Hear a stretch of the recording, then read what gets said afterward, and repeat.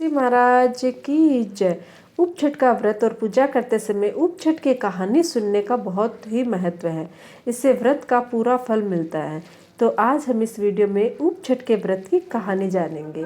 तो अंत तक जरूर सुनिएगा, पूरी कहानी जरूर सुनिएगा। लास्ट में मैं विंध्याचल की कहानी भी, क्योंकि विंध्याचल की कहानी के बिना कोई भी कथा अधूरी है, तो मैं विंध्याचल की कहानी भी बताऊंगी।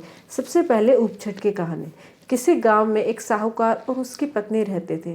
साहूकार की पत्नी रजस्वला होती थी, तब सभी प्रकार के काम कर लेती थी। रसोई में जाना, पानी भरना, खाना बनाना, सब जगह हाथ लगा देते। उसके एक पुत्र था। पुत्र की शादी के बाद साहूकार और उसकी पत्नी की मृत्यु हो गई। अगले जन्म में साहूकार एक बैल के रूप में पैदा हुआ और उसकी पत्नी अगले जन्म में कुतिया बनी। ये दोनों अपने पुत्र के यहाँ ही थे।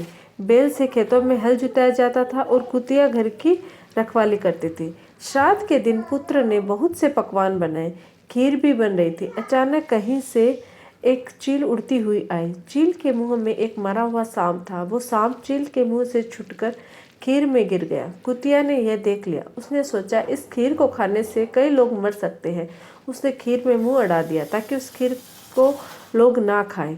पुत्र की पत्नी ने कुतिया को खीर में मुंह अड़ाते हुए देखा तो गुस्से में एक मोटे डंडे से उसकी पीठ पर मारा। चोट तेज थी। कुतिया की पीठ की हड्डी टूट गई।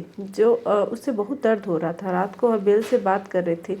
उसने कहा, तुम्हारे लिए श्राद्ध हुआ, तुमने पेट भरकर भोजन किया होगा, मुझे तो खाना भी नहीं मिला, मार पड़ी सो अलग।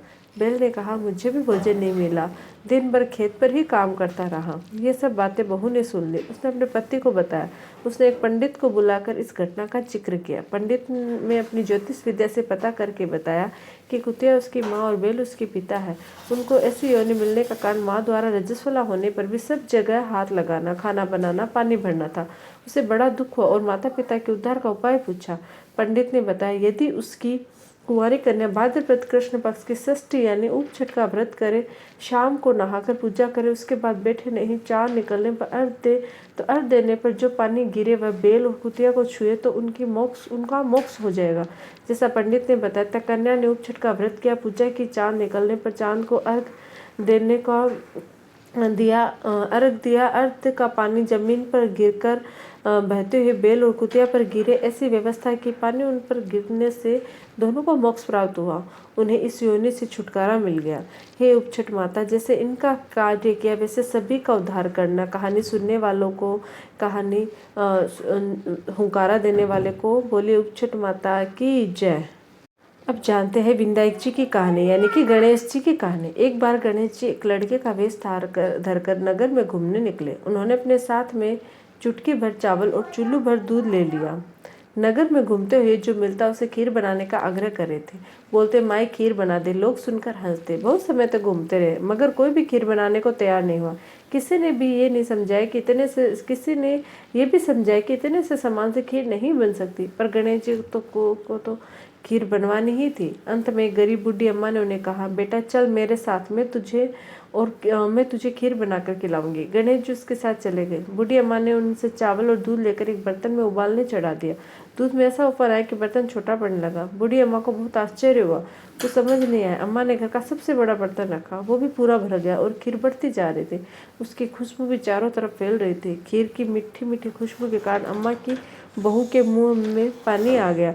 उसकी खीर खाने की तीव्र इच्छा होने लगी। उसने एक कटोरी में खीर निकाली और दरवाजे के पीछे बैठकर खा ली। ले गणेश, तू भी खा ले, मैं भी खाऊं, और खीर खा ली। बूढ़ी अम्मा ने बाहर बैठे गणेश जी को आवाज लगाई, बेटा तेरी खीर तैयार है, आकर खा ले।